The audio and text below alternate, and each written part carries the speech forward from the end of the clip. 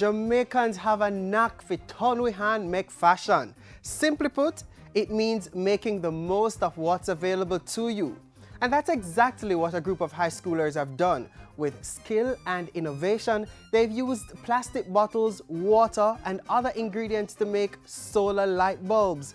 Yes, you heard right. Stick around for School Zone to meet the young innovators at Waterford High. It's also Maritime Week, so we'll explore careers in the luxury yacht industry. I'm Arroyo Eubanks, and this is Jamaica Magazine.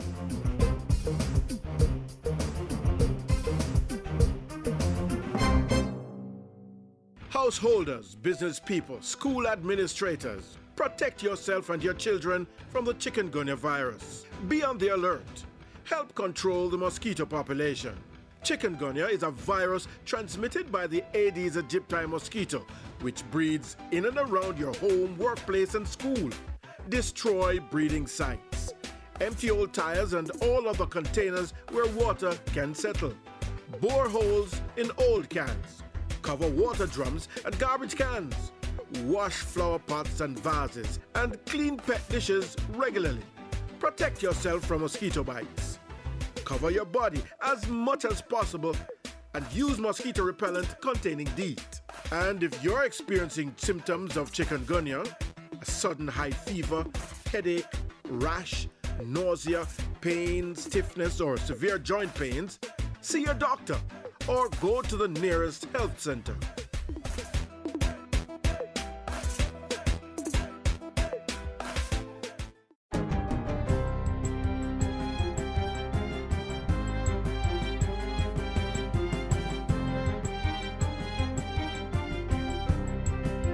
Good day, I'm Carrie Ann Smith, and this is your JIS News for Friday, September 26.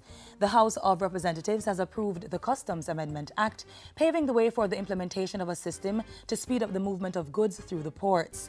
Finance Minister Dr. Peter Phillips, who piloted the bill, outlined its purpose. Facilitate the introduction of an electronic system for the submission of advanced cargo and passenger manifest information to accommodate the implementation and use of an integrated customs management system at the Jamaica Customs Agency and to provide for matters connected to the administration and operation of the system.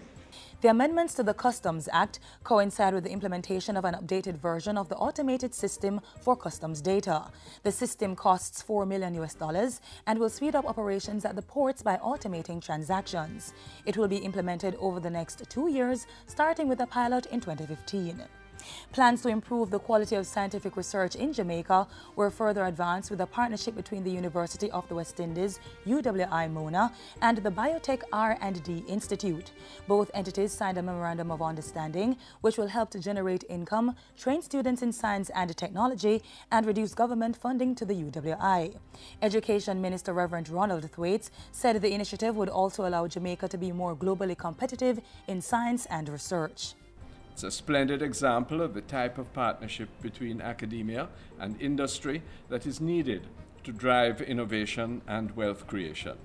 The results of partnership in research and development in science also opens the possibility of export earnings. The Health Ministry continues to look at sustainable health financing mechanisms that do not include user fees. Portfolio Minister Dr. Fenton Ferguson said possible options include health insurance, the Tourism Enhancement Fund, and other financing avenues. The conversation, local and global now, is about universal health coverage, not user fees versus no user fees. In fact, the Director General of the World Health Organization is on record to say user fees is a punishment to the poor. He added that his ministry was moving towards universal health care while promoting how to prevent and treat various illnesses. Labour and Social Security Minister Derek Kelly has lauded senior citizens for their invaluable contribution to nation building. Prosperity, progress and gains we are enjoying today have been made possible through the tremendous efforts and sacrifice of our seniors and elders in the communities across the island of Jamaica. Minister Kelly was speaking at the launch of Senior Citizens Week, which will run from September 28 to October 4 under the theme Active Aging Through a Healthy Lifestyle. He said the theme provided an opportunity for seniors to further contribute to society. We want more seniors to volunteer in our schools and for our community activities, and to pass on life lessons about sacrifice, endurance, self-reliance and independence. And finally, as government continues to push the climate change message, Jamaicans in the 12 to 25 age group are invited to submit entries for the Climate Change Logo Competition. The competition, which is organized by the Ministry of Water, Land, Environment and Climate Change, will run until November 14. Portfolio Minister Robert Pecos-Gill says the competition seeks to identify creative works that will help to market the climate change division within his ministry. I encourage you to help our country to not only respond but to survive and thrive against the impacts of climate change. For more information on the Climate Change Logo Competition, contact the Ministry of Water, Land, Environment and Climate Change at 926-1590 or visit their website mwlecc.gov.jm. And that's it for JIS News Today. I'm Carrie Ann Smith. Thanks for watching.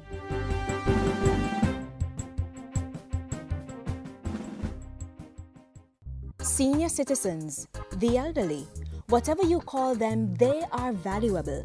A group of precious individuals who have laid the foundation for future generations. Treasure them, respect them, show them love and kindness, care for them, sit with them and listen to the stories of yesteryears, learn from their experiences. Or senior citizens, important assets to the Jamaican society. You know how schools have huge light bills and end up with dozens of discarded plastic juice and water bottles every day? What's the link between the two, you ask? Well, young innovators at Waterford High in St. Catherine have made a brilliant connection and are creating something awesome. Check out this week's School Zone for their bright idea.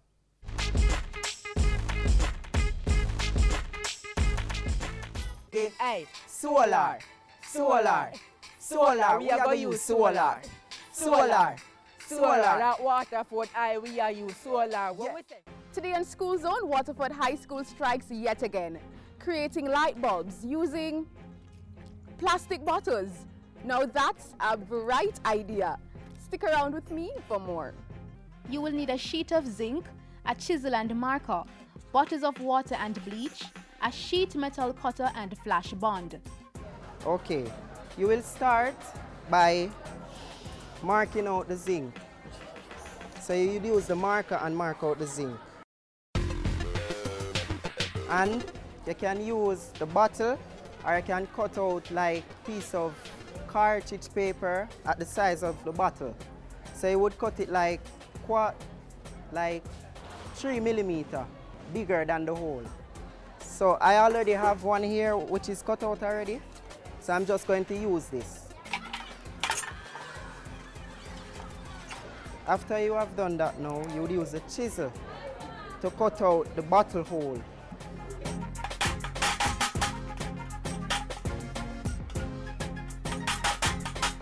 After you have used the chisel to bore the hole, you're going to use the metal sheet cutter and cut it.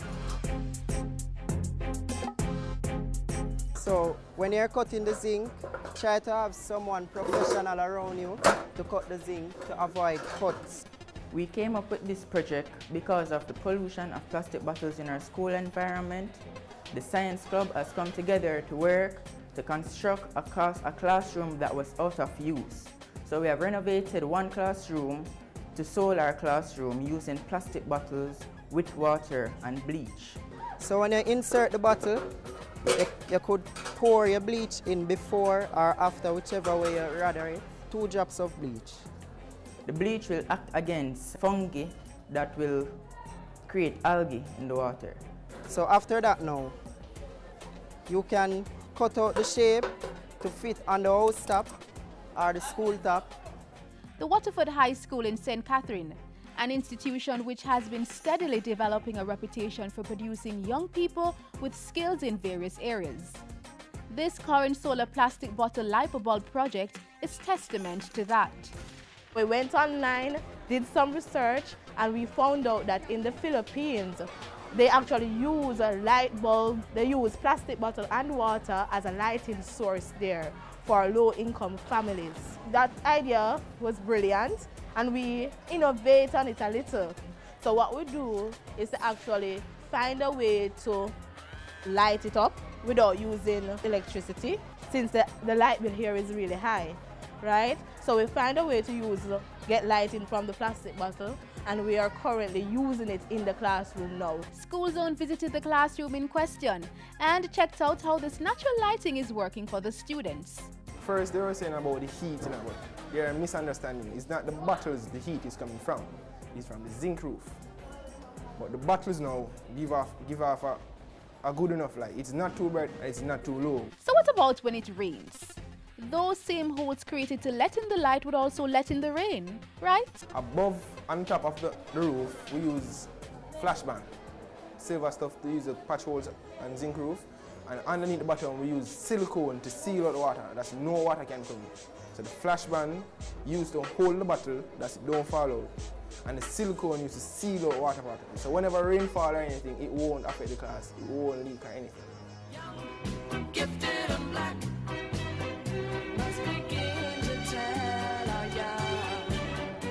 The young innovators at Waterford High also invented a timely tool to deal with predial larceny.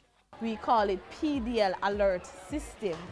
What we actually did was to innovate on some technologies that already exist to build an alarm system that can put on a farm.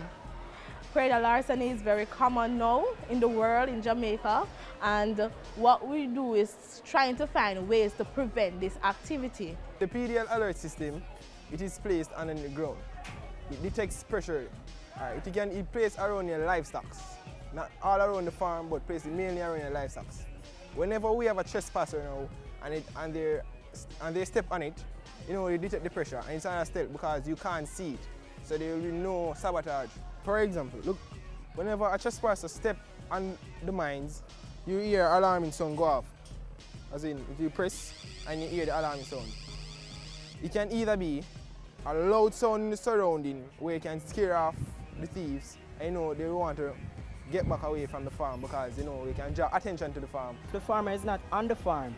The motion sensing camera will pick up whatever is going on the farm, and if he's like, his farm is in like town and he's in Portmore, he can stay at Portmore and view his farm on his cellular phone. Talk about innovation.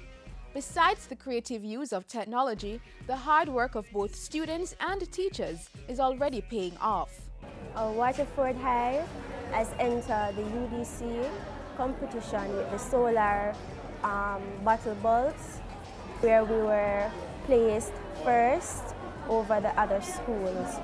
We were also placed third in the Catalyst competition with our solar bottle bulb. The Catalyst Youth Innovators competition is a competition for young innovators. The competition is all about us finding an idea and acting up on it to make a business. We entered the competition with two major projects, the solar bottle bulbs and an alarm system to act against predial larceny. We won big idea for that one due to the high level of technology that we put in it. To say that we are overly excited and happy is an understatement. The entire Waterford High School family stands behind the young scientists. When we realized they were going to enter this competition, we supported them 199%. And when we realized that they won, it was pandemonium and excitement because we realized that these young people are innovative. They have the right attitude to wanting to experiment. And so as they continue on the path of excellence, which is what our motto is, We are overjoyed that they were able to put together something that could bring all of Jamaica to Waterford High School again. Public acclaim and prizes aside, the plastic bottle LipoBulb solar project and Pradia larceny system have huge potential to make entrepreneurs out of these young scientists. We want to target other schools in the community and other schools out of the community.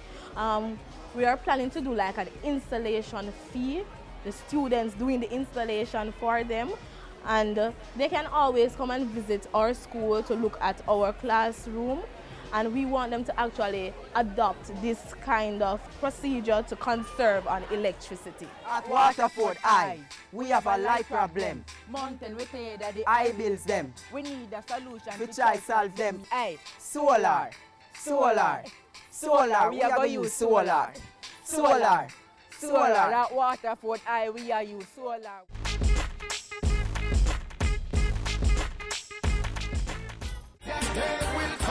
When they will try to escape, when there will be nowhere to run. No one is above the law. We encourage all Jamaicans to join the fight against corruption, organized criminality, these nefarious activities that stymies our country's progress. I want to encourage all Jamaicans to call. We have a secure line, 1-800-CORRUPT. Call anytime and we will treat the information received with the highest standard of confidentiality. We need your help. We want to elicit your support. Call 1-800-CORRUPT. That's 1-800-267-7878. Be the change. Report corruption today. These careers pay big bucks and involve travel around the world. On the flip side, jobs in the luxury yacht industry take hard work, training, and special emphasis on service to customers. We're exploring some of these career paths on the high seas today, a fitting focus as we commemorate Maritime Week.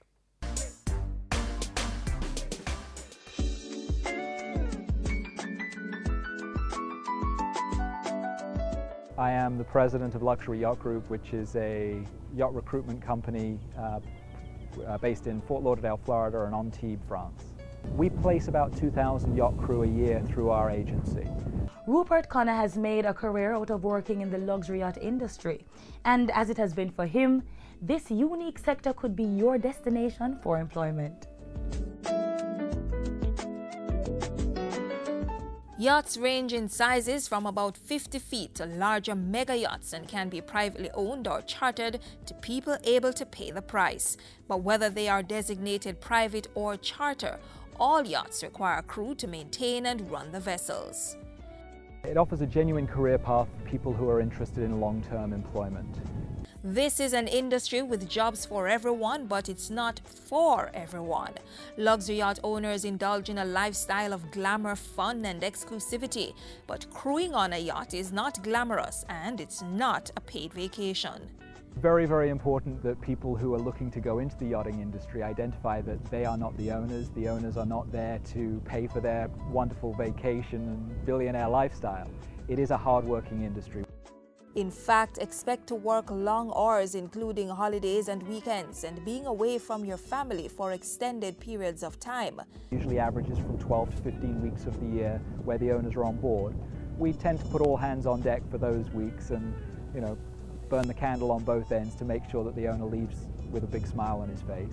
As for making plans based on where you expect the vessel to dock? In our industry, it's somewhat eccentric. We have clientele who fabulously will go to a beautiful port and somewhat on a whim move to a different port. So we try to plan as much as we can in advance, but very often things change. So why would you want to work in this industry? Financially, there's a very competitive salary which certainly pays far greater than you would have earned land-based for a similar position. And many yachts do offer benefit packages that can include health insurance, paid vacations, annual flights, and education allowances. Plus, while you're not on vacation, you are traveling to fabulous locations and may just get the opportunity to discover new lands. Also, you get to have opportunities to work with a fabulous team of people who've got interesting experiences, come from a very diverse background. So we could take perhaps a Jamaican engineer on board a boat with a South African captain, an English deckhand, a French chef, and a Japanese stewardess. We are a multinational, multicultural industry. It's also one requiring people to work in very diverse areas. The most senior level is the officer group, which might include a senior master or captain with one or more juniors who help the captain execute his or her duties. These might involve crew hiring and dismissal, personal management, shipyard management, legal and regulatory compliance, navigation and accounting. You could also be employed as a first officer or chief mate managing the deck crew, or as the officer of watch who's a hands-on leader of the deck crew.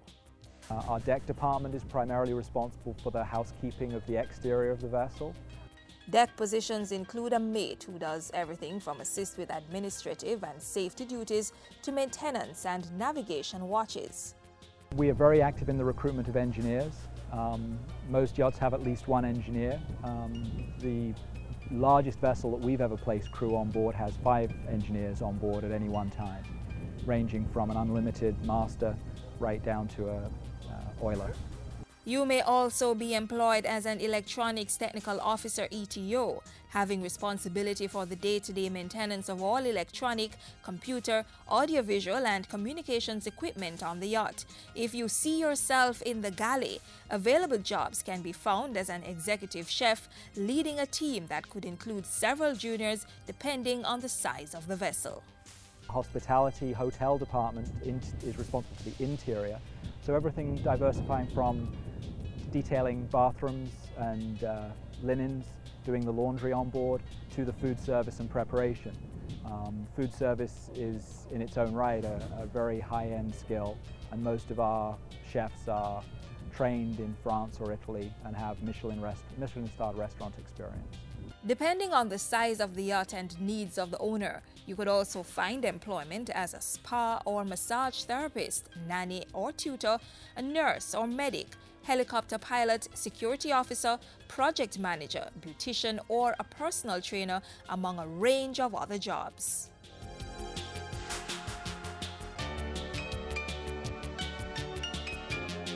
Apart from specific training in any of these fields, if you're looking to fill a position on board a yacht, it's a good idea to obtain your basic STCW 95 certification.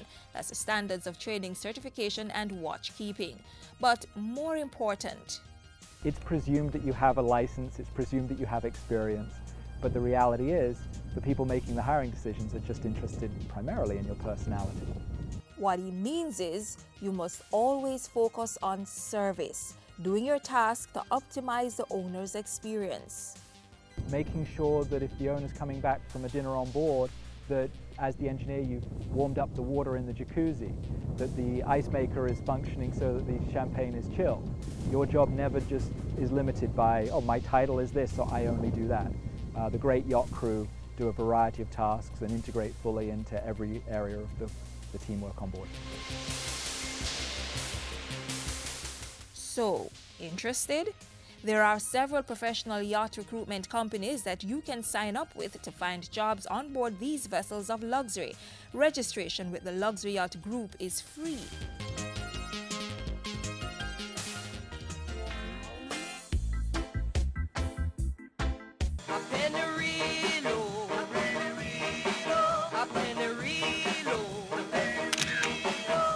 I, Honorable Dr. Maurice Guy, on behalf of the Government of Jamaica, formally declare this vessel the property of the Caribbean Maritime Institute.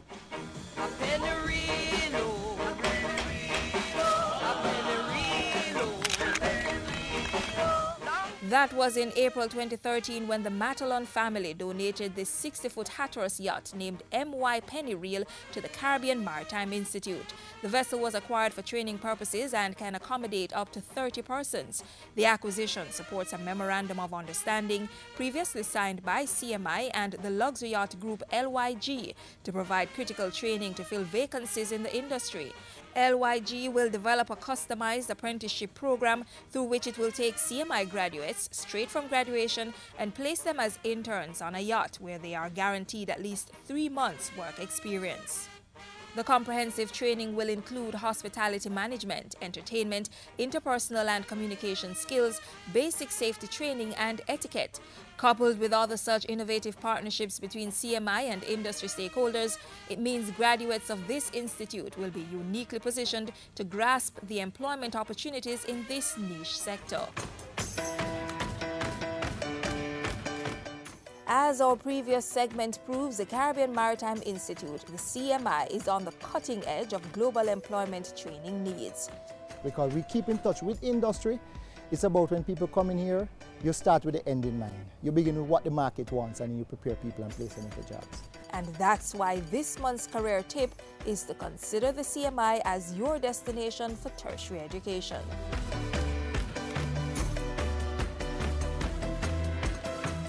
The CMI is a multidisciplinary tertiary educational institution, training students to meet the needs of the international shipping, logistics, and supply chain management sectors.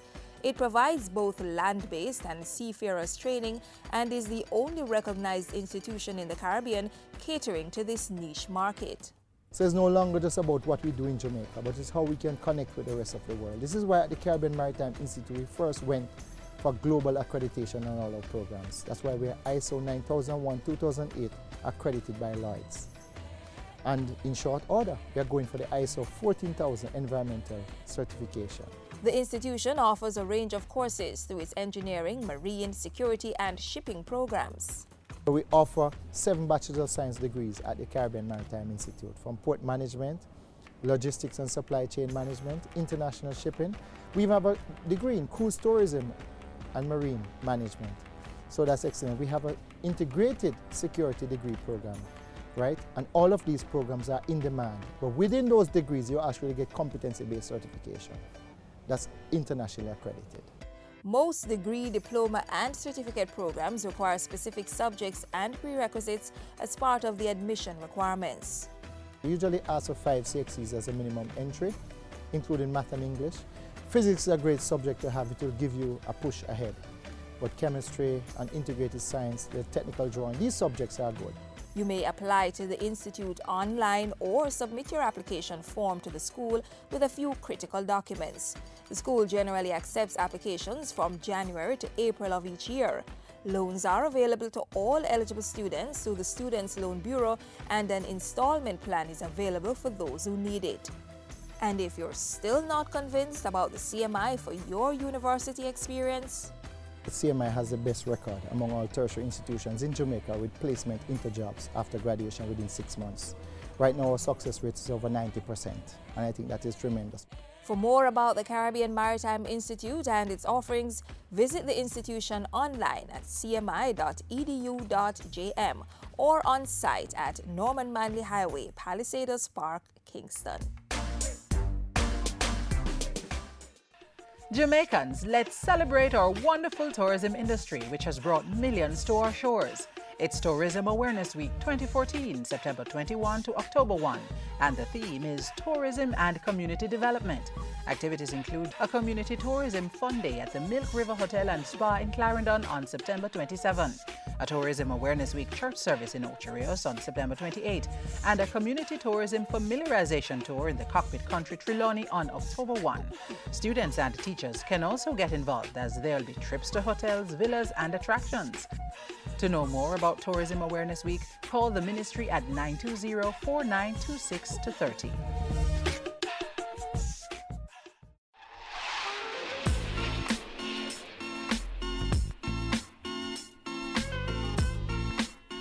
And that's it for this Friday's edition of Jamaica Magazine. Do remember to view our features at jis.gov.jm. Follow us on Twitter at JIS News and send your feedback to Jamaica Magazine at jis.gov.jm. I'm Oroya Eubanks, and this has been Jamaica Magazine. Another program comes your way tomorrow. Take care, and thanks for watching.